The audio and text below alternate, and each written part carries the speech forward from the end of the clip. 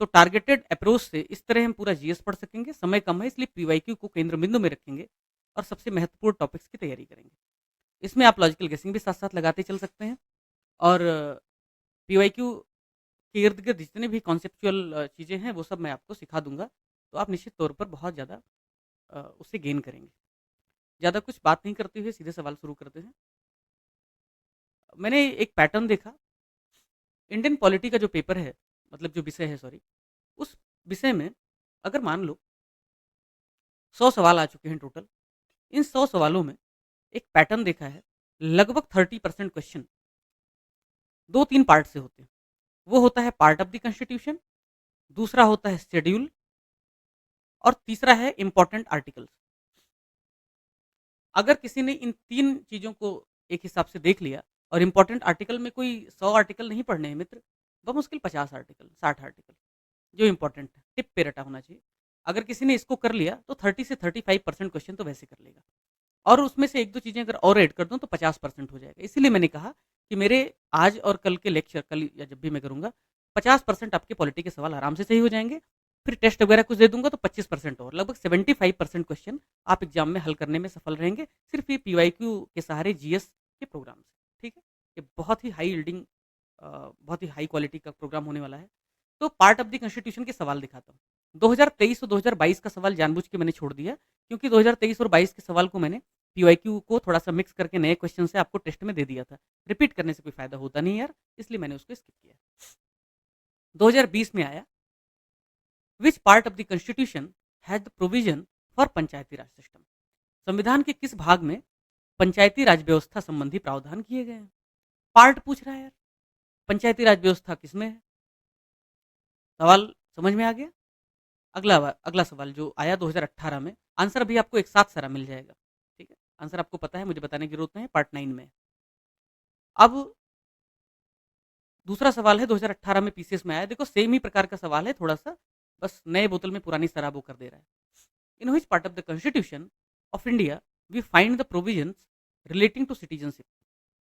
भारत के संविधान के किस भाग में हम नागरिकता से संबंधित प्रावधानों को पाते हैं? भारत के संविधान के किस भाग में हम नागरिकता से संबंधित प्रावधानों को पाते हैं? फिर से उसने पार्ट पूछा, फिर से उसने भाग पूछा। अब नागरिकता का प्रावधान आपको पता है कौन से भाग में है, ठीक है? फिर आगे पार्ट 2 है ऑफ कोर्स। फिर आगे देखो, पीसीएस 2016 में क्या पूछा था मित्र? Which part of the constitution, फिर से पार्ट आ गया, has the provision for Panchayati Raj system? Panchayati Raj में कौन से प्रावधान? 2013 में क्या पूछा? Which part of constitution envisages a three tier panchayat? किस संविधान के किस भाग में 3 सोपानों में 3 पार्ट में? बताओ, इनसे आसान हिंदी भी नहीं लिखी जाती है, सोपान इनको लिखना ज़रूरी है। अरे भाई, पार्ट है तो भाग लिख दो सिंपल। सोपानों में अ, सॉरी, 3 टायर लिखा हुआ है, तो टायर को सीधा चरण लिख दो, टायर लिख दो, सोपान थोड़ा कठिन हो जा रहा है। 3 पार्ट में, 3 टायर में पंचायत बनाने की कल्पना की गई है। फिर से वही पार्ट 9 की बात कर रहे हैं।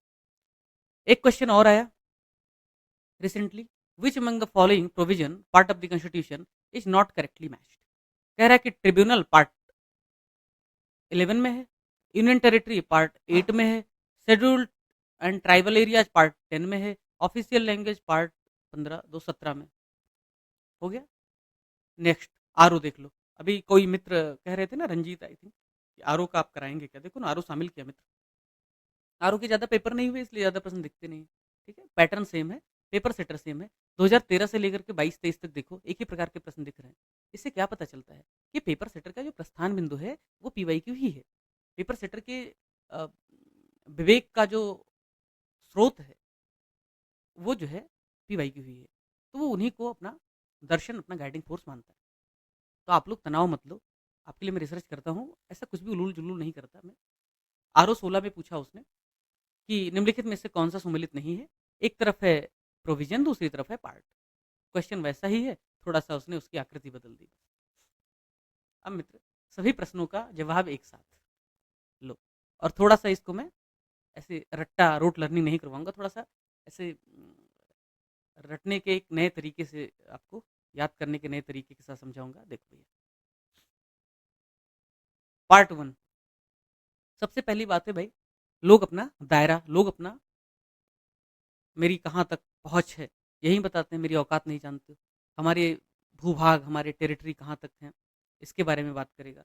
पता तो होना चाहिए जिस राज्य की आप बात कर रहे हैं, उस राज्य का विस्तार कहाँ तक है, उसकी टेरिटरी कहाँ तक है। जब उसकी टेरिटरी की आपने पार्ट 1 में बात कर ली, तो उस टेरिटरी में रहते कौन है भई? आपने पार्ट 1 में बात की कि हमारा विस्तार कहाँ तक है, हम हैं कौन, ज्योग्राफी हमारी क्या है? क्योंकि सबसे पहले आप बाहर जाते हो, उससे पूछता है कौन से देश के रहने वाले हो, कौन से स्टेट के रहने वाले हो, तो टेरिटरी की बात होगी। फिर दूसरा, उसमें रहते कौन से लोग हैं? निश्चित तौर पे आपका घर का पता चल जाएगा, तो आप उसमें कौन लोग रहते हैं, वो भी बताना पड़ेगा। तो सिटीज़नशिप की बात हो जाएगी, तो 2 से सिटीज़नशिप। और एक बार सिटीज़न आ गया घर में, तो किसके क्या अधिकार हैं? सारे अधिकार सबके समान तो हो नहीं सकते, दादाजी के कुछ और अधिकार होंगे, जैसे हम आप हैं, हमारे कुछ और अधिकार हैं, आपके कुछ और अधिकार हैं। तो एक दूसरे के अधिकारों को वायलेशन नहीं करेंगे, तो फंडामेंटल राइट हो गया। भाई पहले बताया कि हमारा घर कहाँ है, टेरिटरी क्या है, फिर उसमें रहता कौन है, सिटीजन कौन है, और फिर आपने बताया कि फंडामेंटल राइट उनके क्या है। और फिर कहा राज्यों से कि भाई तुम उनके लिए क्या करोगे, उनके अधिकार तो आपने बता दिए। चौथे उसमें कहा उनके लिए आप करोगे क्या। और वैसे भी मैं आपको बताऊं कि डीपीएसपी, ये डीपीएसपी है ना मित्र, directive principle of the state policy, 1 2 3 4 4 letter है ना इसमें, तो 4 लेटर हैं डीपीएसपी, मतलब पार्ट 4। रटने की जरूरत नहीं है, हर चीज रटा मत करो यार। और एक बार जब डीपीएसपी आ गया, उसी के बाद पुछल्ला फंडामेंटल ड्यूटी, या यूं कह लो कि मौलिक कर्तव्य भी जोड़ दिया पार्ट 4A में। ठीक है, जहां डीपीएसपी उसके जस्ट बाद कर्तव्य। क्यों? डीपीएसपी राज्यों को आदेश देता है कि भाई आप ऐसा करो, और उसके जस्ट बाद सिटीजन को भी आदेश देगा भाई आप ऐसा करो। अब आता है पार्ट 5। अब पार्ट 5 आता है। ठीक है, अब यूनियन, यूनियन, अगर यू देखा जाए तो कुछ वी जैसा मिलता है ना, यू कुछ वी से ऐसा दिखता है, यूवी। यूनियन है तो वी, बड़ा नजदीक नजदीक का गेम दिख रहा है। तो पार्ट 5 जो है ये यूनियन से रिलेटेड है। मैं कह रहा हूँ कैसे होता है ना, एग्जाम में बहुत कंफ्यूजन होता है, तो थोड़ा बहुत कंफ्यूज हुआ करो, इस तरीके से कोरिलेट करके रखोगे तो पहचानने का संकट नहीं होगा। किसी की भूरी और नीली आंखें देख के हम 10 साल बाद भी पहचान जाते हैं, तुम तो वो हो बगल में जो बैठा करते थे, तो ऐसे ही आप पहचान लिया करो।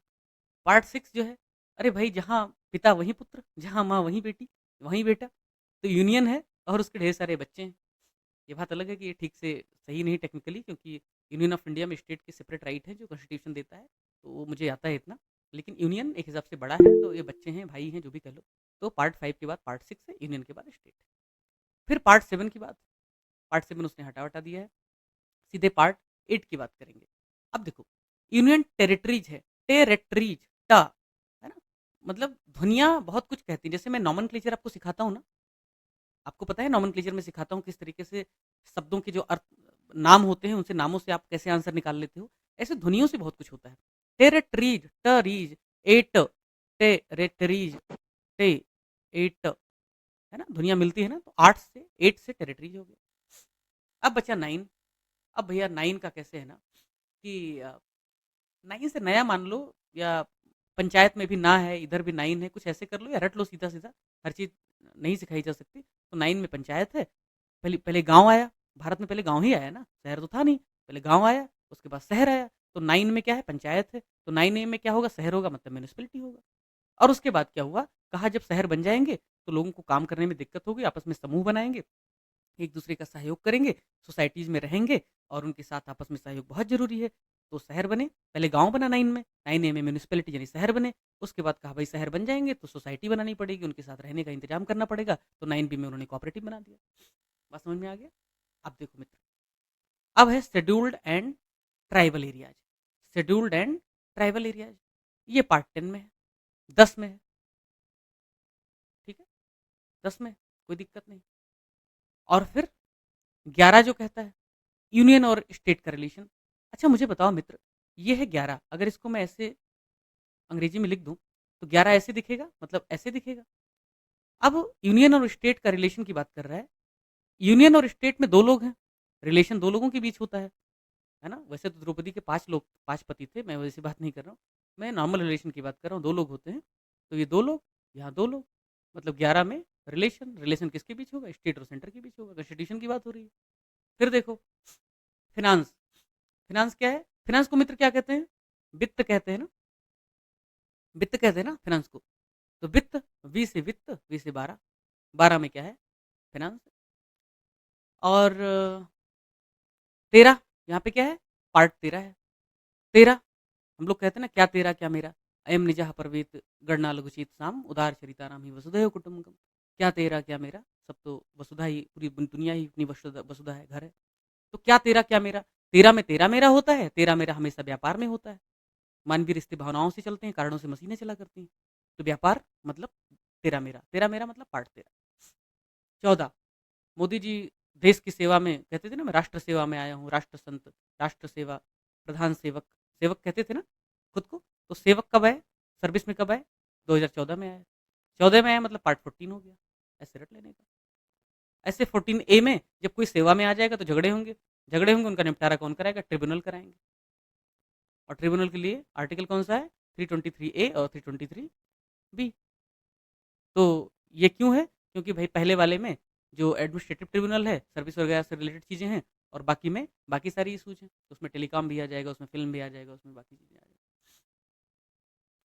15 है मित्र, ये देखो 10 और 5 15, उसमें इलेक्शन है, रट लेने का, क्या करूँ, नहीं इसमें कुछ बना तो। फिर 16 है, पार्ट 16, इंपॉर्टेंट बहुत ज़्यादा नहीं है, 15 तक इंपॉर्टेंट है, उसके बाद इंपॉर्टेंट है 17। 17 में ऑफिशियल लैंग्वेज है, ठीक है, 17 में क्या है, ऑफिशियल लैंग्वेज है। फिर है पार्ट 18, 18 में इमरजेंसी है, 18 में क्या है, इमरजेंसी है। फिर है 19, 19 उतना पूछता नहीं है। 18 और 17 ध्यान रखो, ये 19 छोड़ दो, 20 है ना। अब 20 में देखो, 20 में बा है, और बा से बदलाव होता है मित्र, बा से क्या होता है, बदलाव। तो 20 मतलब बदलाव, अमेंडमेंट, आर्टिकल 368, दुनिया बहुत कुछ कहती है। अब देखो 21 है ना, तो उसमें ऐसा कुछ पूछा नहीं आज तक, इसलिए मैंने उसको भी छोड़ दिया, और इधर भी कुछ नहीं। तो इस तरीके से हो गया सारे पार्ट। अब इसके आंसर फटाफट आपको मिल जाएंगे, देखो सारे क्वेश्चन हो जाएंगे, पीवाईक्यू रटने की जरूरत नहीं, 1000 पेज का कुछ भी करने की जरूरत नहीं। देखो पंचायत के प्रावधान कहाँ, पार्ट 9 में, खुद ही बोल दोगे। संविधान के किस भाग में नागरिकता, पार्ट 2 में। आगे बढ़ो, पंचायती राज फिर से कहाँ, पार्ट 9 में। संविधान के 3 चरणों की पंचायत, ऑफकोर्स पार्ट 9। और क्या कह रहे हैं, ट्रिब्यूनल किस में है, तो ट्रिब्यूनल बताओ किस में है, 323 आर्टिकल बताओ ना। इधर 11 में क्या था, पार्ट 11 में क्या था, 11 रिलेशन था सेंटर और स्टेट का। यूनियन टेरिटरी किस में था, टा 8 में था। शेड्यूल लैंड ट्राइबल एरियाज किस में था, schedule land tribal areas part 10 में था। ऑफिशियल लैंग्वेज 17 में है। कह रहे which among the following is not correctly match, सारा तो मैच कर रहे हैं मेरे हिसाब से, इसमें सारा मैच कर रहा है ना। ट्रिब्यूनल 14 में है, कहाँ, 14 अच्छा ये 11, ट्रिब्यूनल 14 में है। अच्छा माफ करना, मैंने 11 देखा और 11 रिलेशन की बात कर दी, सेंटर स्टेट रिलेशन, मतलब यही वाला गलत होगा, सॉरी, ठीक है ना, ओके, यही वाला गलत होगा, क्योंकि सेवा में मोदी जी आए थे ना 2014 में, मैंने ही बताया ना, 14 में सेवा में आए, तो सेवा में आए तो झगड़े होंगे, तो निपटारा कराने के लिए कोई ट्रिब्यूनल होगा, इसलिए 14 में। ओके, आगे देखो, सिटीजनशिप 2 में है। टेरिटरीज क्या है, यूनियन टेरिटरीज, मैंने कहा था ना यार पहले में होगा, है ना, साथ में तो दूसरा कुछ है, तो फिर ये गलत हो जाएगा। नगर पालिका, यस, निर्वाचन 15, आगे देख लो, हो गया। अब मित्र एक ही झटके में आपके पार्ट वाले सारे सवाल हो गए, ठीक है। अब दूसरा जो है, जो बहुत पूछता है, भर भर के पूछता है, तो वो है शेड्यूल। शेड्यूल से रिलेटेड क्वेश्चन काफी आते हैं, हर साल एक दो क्वेश्चन मिल जाते हैं, एक क्वेश्चन तो पक्का रहता है। एक ही झटके में शेड्यूल खत्म कर दे रहा हूँ, ठीक है। तो एक ही झटके में अगर मैं खत्म कर दूं, तो पीसीएस 2023 में उसने क्या कहा, यही 9 शेड्यूल पूछ लिया क्या है, 3rd शेड्यूल में क्या है, कौन सा मैच नहीं कर रहा है, ऐसे ही सवाल बनते हैं। 8 शेड्यूल में, 10 शेड्यूल में। फिर क्या हुआ मित्र, पीसीएस 2022 का प्रश्न देख लो, 3rd है, 4th है, 5th है, 6th है, जो भी। फिर ये भी पूछ लिया फिर से कि भाई एंटी डिफेक्शन दल बदल किस में है, ये किस में है, किस में। पीसीएस 2019 में फिर से पूछा, संविधान की 11वीं अनुसूची में कौन से विषय, कितने विषय। और फिर क्या पूछा, 6th शेड्यूल में जो प्रोविजन है किस पर लागू होते हैं। फिर 2015 वाले पीसीएस में पूछा कि शेड्यूल ऑफ द कॉन्स्टिट्यूशन 11वां वाला किससे रिलेटेड है। फिर देखो पीसीएस 2013 में क्या पूछा कि जमींदारी उन्मूलन, यानी कि जमींदारी एवोल्यूशन 1950 कौन से शेड्यूल में डाला गया था? मित्रों, मैंने कुछ नहीं किया, उठाया कॉन्स्टिट्यूशन और हमने कहा चलो तुमको हम शेड्यूल पढ़ा देते हैं। 2 मिनट के अंदर शेड्यूल आपको ध्यान में आ जाएगा, फिर सारे प्रश्न हो जाएंगे। 30-40% क्वेश्चन आज के लेक्चर से हो जाएगा। देखो भैया, फर्स्ट शेड्यूल की बात कर रहे हैं। एक बार आया था क्रोनोलॉजी मैच कराने के लिए, ठीक है। और जब क्रोनोलॉजी मैच कराने के लिए आया था तो मैंने आपको कहा था कि वो जो नाम आपको मैं लॉजिकल गेसिंग सिखा रहा था कि क्रोनोलॉजी बहुत महत्वपूर्ण होता है। तो पहला जो शेड्यूल है मित्र, वो पहला शेड्यूल किसकी बात करेगा कि भाई स्टेट क्या है, यूनियन टेरेटरी क्या है। मैंने फिर से कहा आपके घर का पता बताएगा, कौन कौन क्या क्या फीचर्स हैं आपके घर के। तो ऑफकोर्स स्टेट और यूनियन टेरेटरी की बात करेगा। सेकंड शेड्यूल, सेकंड शेड्यूल में क्या है? सेकंड शेड्यूल में क्या है कि भाई प्रेसिडेंट और गवर्नर के बारे में। और क्या है, इसे थोड़ा हाईलाइट कर देता हूँ। Okay,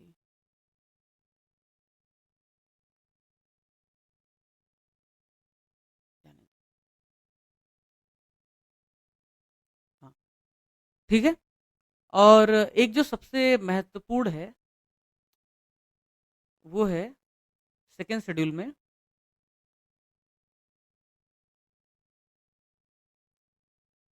provision as to speaker and deputy speaker of the house of the people and the chairman and the deputy chairman of the council of state. ठीक है, ये सारे इसी में। अब थर्ड आता है।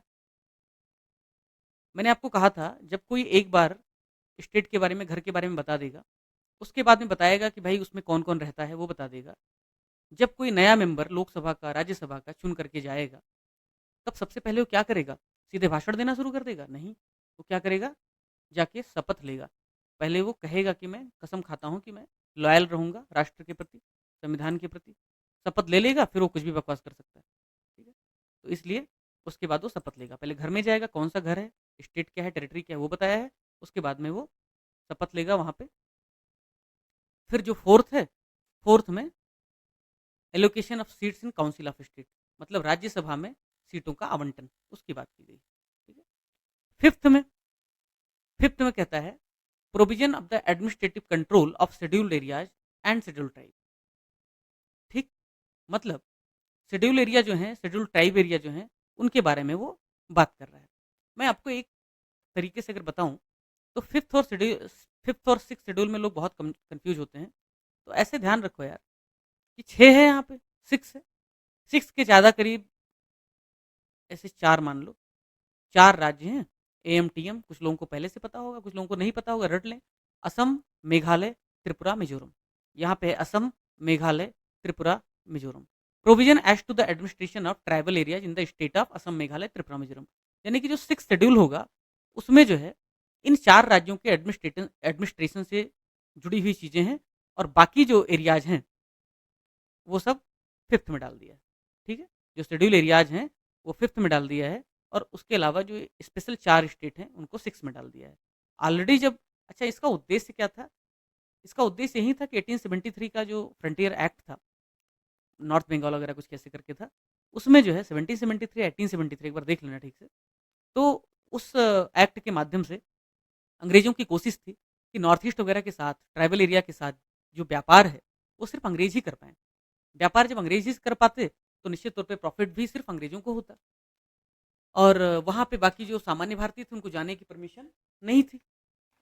लेकिन जब आज़ाद हुआ देश तो हमने वो प्रोविज़न तो रखा, लेकिन हमने वो प्रोविज़न अपने निजी फ़ायदे के लिए या उनका शोषण करने के लिए नहीं रखा, बल्कि हमने restricted area permit, inner line permit, ऐसे शेड्यूल्स बना करके क्या किया कि उनका जो कल्चर है, ये सब मेंस में क्वेश्चन आता है इसलिए थोड़ा इंपॉर्टेंट है, या थोड़ा प्रीलिम में ही थोड़ी कॉन्सेप्चुअल क्वेश्चन आ गया तो आप लोग कर पाओ, इसलिए मैंने कहा पूरा जीएस पढ़ाने वाला हूँ पीवाईक्यू के माध्यम से। जो जो इंपॉर्टेंट होगा, इंपॉर्टेंट नहीं है, जहाँ जहाँ फैक्चुअल क्वेश्चन बनते हैं उस पर बहुत ज़्यादा डीप में जाने की जरूरत नहीं।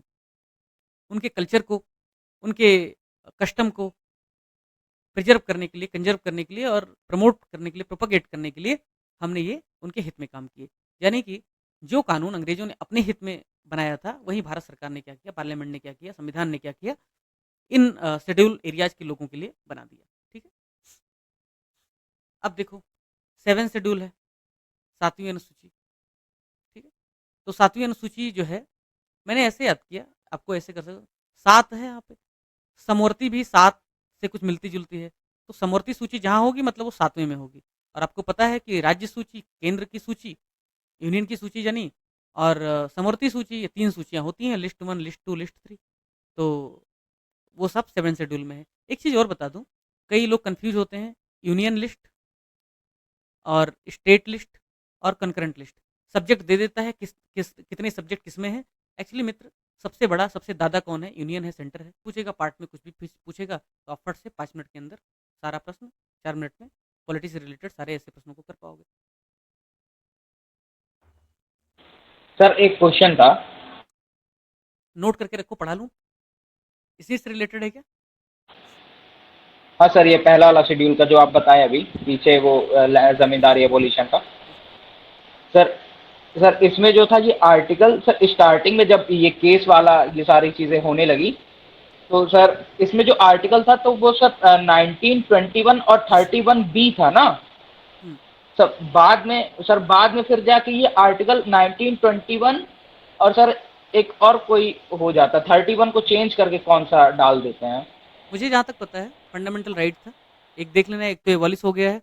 और फंडामेंटल जो ड्यूटी राइट था वहाँ से हटा करके उन्होंने उसको लीगल राइट दे दिया है। और आई थिंक वो कुछ 1978 में जो जनता पार्टी की गवर्नमेंट थी उसने 44th कॉन्स्टिट्यूशनल अमेंडमेंट से उसको चेंज किया था, यानी अभी वो लीगल राइट हो गया विशुद्ध रूप से। मतलब वो हट नहीं गया, खत्म नहीं हो गया है, उसका एनफोर्समेंट आई थिंक बैन कर दिया है। और कोई भी कानून पूरी तरीके से वहीं तक सीज होता है जहाँ तक कि वो चीज़ों को वायलेट करता है। ठीक है, तो अभी 300A में चला गया है। बाकी डिटेल आप देख लेना कहाँ कहाँ था। एक तो आर्टिकल 19 में था, प्रॉपर्टी राइट, हाँ 300A मैंने बताया। और दूसरा 31 या जो भी आप कह रहे हो एक बार देख लीजिएगा आप। ठीक है, क्योंकि बहुत इंपॉर्टेंट नहीं है, सवाल उस पर आता नहीं है। आता है तो कौन से उसमें डाल दिए गए, कहाँ पे प्रोविजन है वो आता है। और दूसरा, कब उसको हटाया गया था और कब इंसर्ट किया गया था लीगल राइट के तौर पर। यस भारतीय सर। संविधान और राज्य व्यवस्था, इंडियन कॉन्स्टिट्यूशन एंड गवर्नेंस, उसमें प्रेम्बल से सवाल भर भर के आते हैं। क्यों? क्योंकि प्रेम्बल में थोड़ा सा कंफ्यूज करने की गुंजाइश होती है। तो प्रेम्बल से देख लेते हैं क्या क्या सवाल अब तक पूछा गया। इस तरीके से अगर आप करोगे तो कर पाओगे, नहीं तो फिर ऐसे डिसइंटीग्रेटेड मैनर में रटते रहोगे, कंफ्यूज होते रहोगे। सारे क्वेश्चन एक जगह, उनकी थीम एक जगह, एक्सप्लेनेशन एक जगह, खत्म कर दो। एक ही चीज़ के लिए 100 दिन नहीं पढ़ना है मित्र। Which of the following words is not mentioned in the preamble of the constitution? निम्नलिखित में से कौन सा शब्द भारतीय संविधान की प्रस्तावना में है ही नहीं? अच्छा, कह रहे ये है क्या, ये है क्या, ये है क्या, ये है क्या। और देख लेते हैं क्या पूछ रहे हैं। आरओ 2021 में, आरओ वाले मित्र निराश मत हो, मैं आपसे उतना ही प्रेम करता हूँ जितना उनसे करता हूँ। ठीक है, तनाव मत लो। तो सौतन जैसी फीलिंग मत रखा करो पीसीएस वालों के साथ, क्योंकि तुम भी तो दे रहे हो वही सब। तो फिर दूसरा सवाल है प्रेम्बल पे ही। भारतीय 2021 में आरओ के आया था, भारतीय संविधान की प्रस्तावना में इसके सभी नागरिकों को कौन सा न्याय प्रदान करने की व्यवस्था दी गई है? In the preamble of the Indian constitution which justice is provided to all its citizen? कौन सा जस्टिस है भाई? ये है क्या, ये है क्या, ये है क्या, ये है क्या, देख लेंगे अभी। प्रकृति देखो सवाल का, फिर सोल्यूशन देखो। पीसीएस 18 में पूछ रहा है, how many types of justice, liberty, equality and fraternity bla bla bla has been mentioned in the preamble? Bharat के संविधान की प्रस्तावना में कितने प्रकार के न्याय? देखो, इधर भी पूछा था आरओ 21 में कि कौन सा न्याय है, इधर कह रहा है कितने प्रकार के न्याय है। ठीक है, मैं जब 100 बार भूल चुका हूँ कि भाई उसकी ऐसे रफ वर्ड नहीं यूज करना चाहता, पर उसकी जितनी क्षमता है बेचारे की, उसकी क्षमता ये नहीं कि वो रिसर्च करेगा आपके लिए बैठ करके और फिर नए प्रश्न बनाएगा। तो नए प्रश्न ऐसे रिसर्च करके बनाएगा फिर कोई नहीं कर पाएगा। अरे वो पीवाईक्यू देखेगा, उसी में से थोड़ा इधर उधर ईटा ईटा गारा जोड़ करके और घर बना देगा। लेकिन ये बात समझते नहीं लोग। ये पीसीएस है मित्र, 150 क्वेश्चन आते हैं, फैक्चुअल आते हैं, बहुत ज़्यादा कॉन्सेप्ट डाल नहीं सकते हो चाह करके भी। लोग कहते हैं, अभी मुझे एक स्टूडेंट का फ़ोन आया था और उन्होंने कहा था, सर सुना है कि कोई तो भी बड़ा आदमी कह रहा है यूट्यूब पे कि इस बार सिलेबस चेंज होने वाला है, कुछ तो भी पैटर्न बदल जाएगा। हमने कहा भाई ऐसे प्राकृतिक आपदा पीसीएस में नहीं आती, तनाव मतलब। निम्नलिखित में से किस वाद में उच्चतम न्यायालय ने धारणा दिया कि उद्देश्य का संविधान का भाग है? विच of the following case, in which of the following case supreme court has held that preamble form a part of constitution? ये इतने केस दिए। भारतीय संविधान का कौन सा भाग संविधान की आत्मा है? ये थोड़ा कंफ्यूजिंग क्वेश्चन था, क्योंकि जिस मित्र ने ये भाग शब्द नहीं पढ़ा होता वो परेशान हो जाता। क्यों? क्योंकि डॉक्टर वी आर अम्बेडकर ने कहा था कि constitutional remedy is the soul of the constitution. संवैधानिक उपचारों का अधिकार which comes under, doctor B R Ambedkar ने कहा था कि संवैधानिक उपचारों का अधिकार जो आर्टिकल 32 में आता है, वो सोल ऑफ द कॉन्स्टिट्यूशन।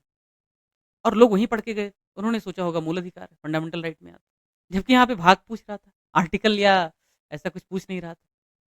तो भाग जब कह रहा है, तो आर्टिकल 32 तो सिर्फ एक पर्टिकुलर आर्टिकल है, पूरा भाग तो नहीं है। तो कन्फ्यूजन तो होना ही था। कई बार हो जाता है ट्रिकी क्वेश्चन, बस रीड बिटवीन द लाइन अगर करोगे तो हो जाएगा। कह रहा है कि भारत के संविधान की प्रस्तावना में धर्मनिरपेक्ष और समाजवादी शब्दों को कब जोड़ा गया? आरओ 2021 में पूछा है। चलो तुम